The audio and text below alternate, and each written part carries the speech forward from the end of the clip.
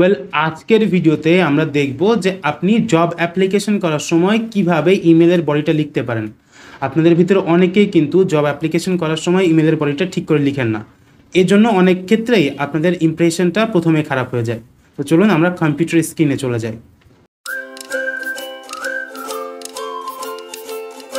Well, এখানে আমরা একটা স্যাম্পল দেখতে পাচ্ছি, যেটা হচ্ছে বাংলাদেশের বেশিরভাগ লোকজন তাদের জব অ্যাপ্লিকেশন করার সময় লিখে থাকে। সো এখানে আমরা অনেকগুলো ভুল দেখতে পাচ্ছি, এগুলো আমরা অ্যানালাইসিস করবো এবং সুন্দর করে একটা লিখে আপনাদেরকে দেখাবো, ঠিক আছে? সো আমরা প্রথমে দেখছি সাবজেক্ট লাইন। সাবজেক্ট লাইনটা খুবই শর্ট হয়ে গেছে, কোনো স্পেসিফিক ইনফরমেশন নাই, resume for job application. Dear hiring manager, ঠিক আছে, সমস্যা নেই, dear hiring manager, dear executive, যাকে পাঠাচ্ছেন পাঠাচ্ছেন। I am writing to apply for the job opening at your company. কোনো কিছু স্পেসিফিকেশন দেয়া নাই। I have attached my resume, you can find everything you need there. আপনারা বেশিরভাগ স্টুডেন্ট মনে করেন এই লাইনটা লিখেছি সব ওকে, আমি পাঠাই দিই, এরকম না, ঠিক আছে? I would really appreciate it if you could give me an interview. I hope to hear back from you soon. 90% ক্ষেত্রে আপনারা এরকম শর্ট একটা মেসেজ লিখে আপনারা ইমেলটাকে পাঠায় দেন। আপনারা চেকও করেন না অনেক সময়, ঠিক আছে? সো এই ভুলগুলো করা যাবে না। আমরা কিভাবে লিখতে পারি? চাকরির আবেদনে ইমেল কি লিখতে হবে? আপনার চাকরির আবেদনে ইমেলে আপনি কি লিখবেন, ঠিক আছে? যারা এখন লাইভ ক্লাসে দেখছেন তারা চাইলে এখনই লেখা স্টার্ট করতে পারেন, আমার সাথে লেখাটা প্র্যাকটিস হয়ে গেল। আর যারা পরবর্তীতে আমাদের ইউটিউব চ্যানেলে দেখবেন বা ফেসবুকে দেখবেন, তারা চেষ্টা করবেন আমার সাথে সাথে একবারে লিখে ফেলার, ঠিক আছে? সো আমরা একটু যাই, দেখেন সাবজেক্ট লাইনে কি দেয়া আছে। আমাদের সাবজেক্ট লাইনে আমরা কি করব?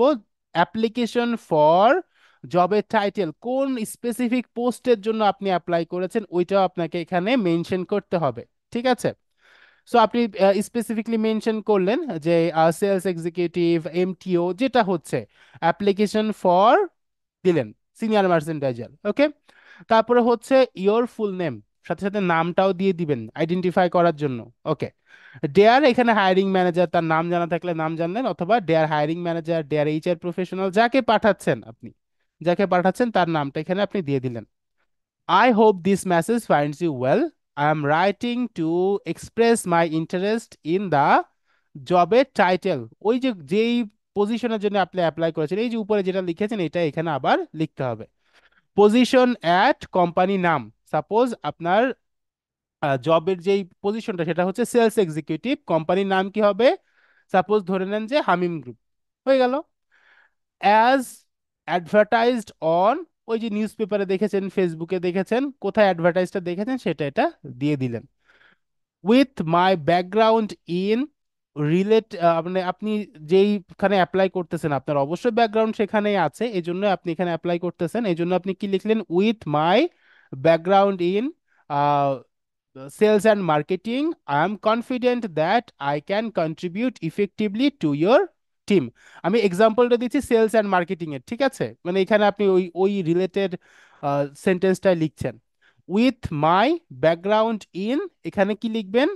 আপনার যে ব্যাকগ্রাউন্ডটা, সেলস অ্যান্ড মার্কেটিং এর ব্যাকগ্রাউন্ড হলে সেলস অ্যান্ড মার্কেটিং, সাপোজ আপনি হচ্ছে কোডিং, আপনার হচ্ছে ওয়েব ওয়েব ডেভেলপমেন্ট, তাহলে কি লিখবেন? With my background in web development, I am confident that I can contribute effectively to your team. Fine. তারপরে কি হচ্ছে? I have attached my resume for your consideration.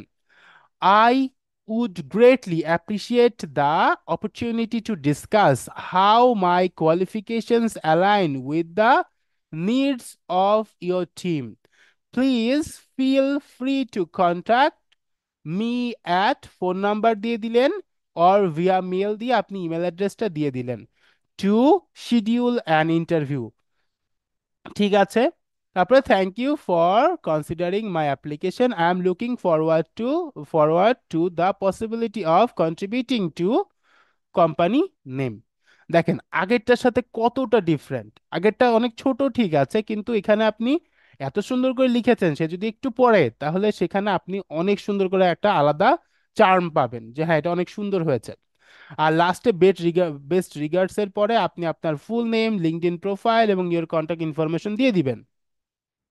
আমি এখানে দুইটা জায়গাতে কন্ট্যাক্ট ইনফরমেশনের এটা লিখেছি, প্লিজ ফিল ফ্রি, এই যে এখানে please feel free to contact me at name, phone number and email address. আপনি চাইলে এই লাইনটা বাদ দিয়ে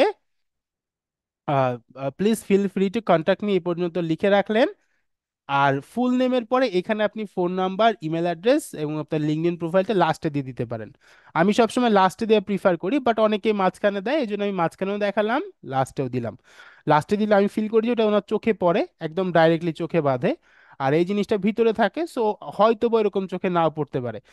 সো এই জন্য আমি সবসময় প্রিফার করি ইনফরমেশনগুলো এখানে দেওয়ার। আপনি চাইলে এখানেও দিতে পারেন, দুইটাই কারেক্ট, কোনো সমস্যা নেই, ঠিক আছে।